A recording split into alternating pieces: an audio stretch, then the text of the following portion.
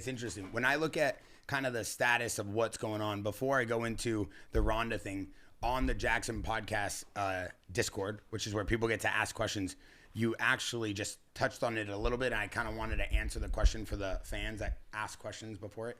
They talked about this Asian martial art that you were doing and what you were doing and who taught you and where was it and et cetera. Can you kind of just go into that real quick, just because that was one of the main questions in the podcast? Yeah. So Chinese martial arts, wushu, was so difficult because I did the ta lu, which is like basically like the forms, like the katas.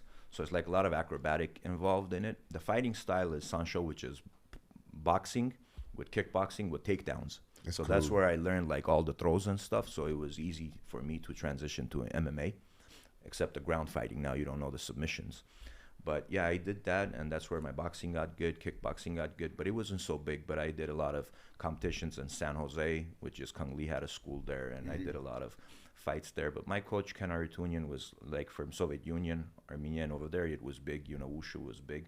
So I loved it until like 14, 15, I did, wushu and Chinese martial arts, and then saw that, professional fighting here is Muay Thai, kickboxing, that's where I could make money. So I started just fighting, Muay Thai fights. But back then there wasn't even elbows involved. But I was the first one that actually fought at the the casino, Crystal Park Casino, which they started allowing the elbows. So fought that first event, and King's birthday did a Muay Thai fight for the WBC title, and that's where the use of the elbows they started letting. So.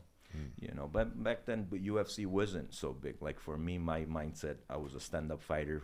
I wasn't even thinking about doing, mixed martial arts. So the guys I think that did grappling and wrestling, I think got a little bit luckier because transitioned better. They had no professional place to go to. What were they gonna do? So they started just getting into the octagon.